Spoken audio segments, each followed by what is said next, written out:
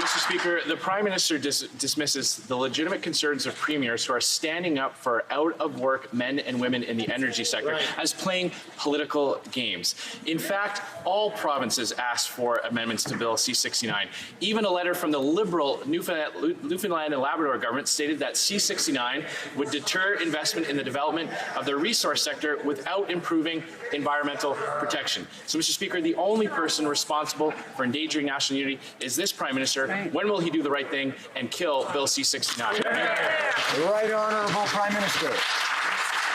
Once again, it is his Conservative Premier friends who brought up the issue of national unity if they didn't get their way. This comes from a fundamental difference of opinion between Conservatives and Liberals on how to move forward on resource projects.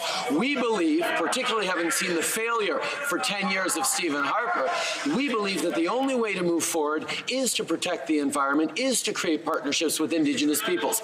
They disagree, and they want to double down on Stephen Harper's failed approach. We know that the environment and the economy must go together in the 21st century. The Honourable Leader of the Opposition. Mr. Speaker, it's not just Conservatives that recognize that his policies are killing Canada's energy sector.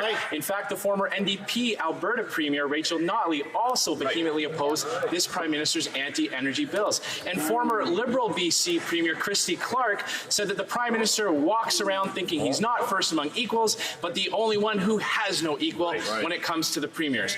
We know how the Prime Minister gets when he's in a mood like that, when he publicly stated that if he didn't win the last election, he'd support Quebec separatism. So will the Prime Minister agree that the only threat to the national unity is this Prime Minister?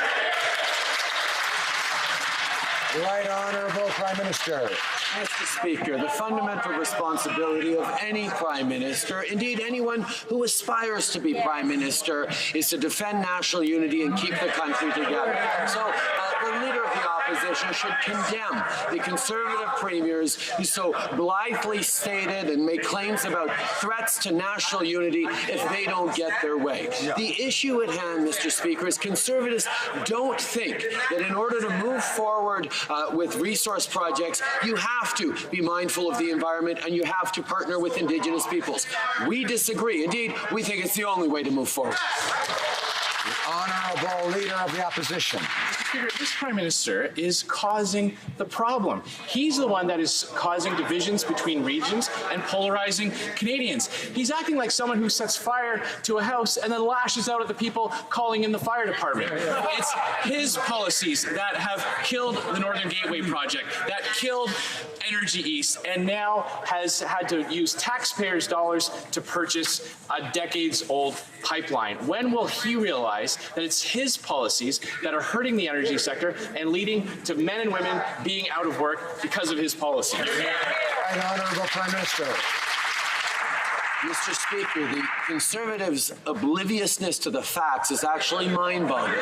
For 10 years, Stephen Harper and the Conservatives couldn't get projects built because they marginalized environmental voices and ignored Indigenous peoples. We knew that the only way to move forward was to improve the system around which we approve and move forward on projects and give clarity to investors. And that's why we're moving forward with C-69, because we know we're going to be able to get projects built by working with Indigenous peoples and protecting the environment.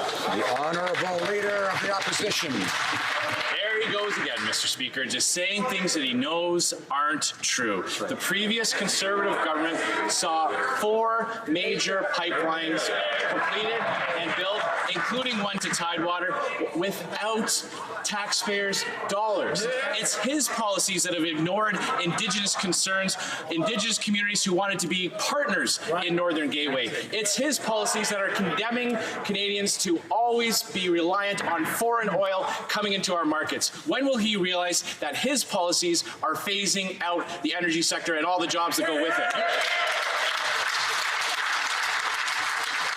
I remind the Honourable Leader of the Opposition to be judicious in his choice of words. The Right Honourable Prime Minister.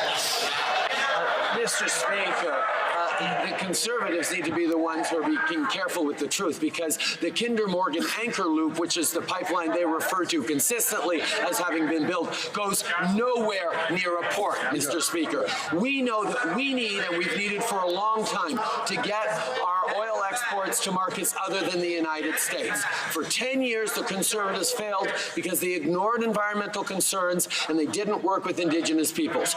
We are now putting forward a pathway to do exactly that in C-69, which is going to get projects built the right way. That's what the industry wants. That's what Canadians want. That's what we need to do to grow the economy. Thank you, Mr. Speaker.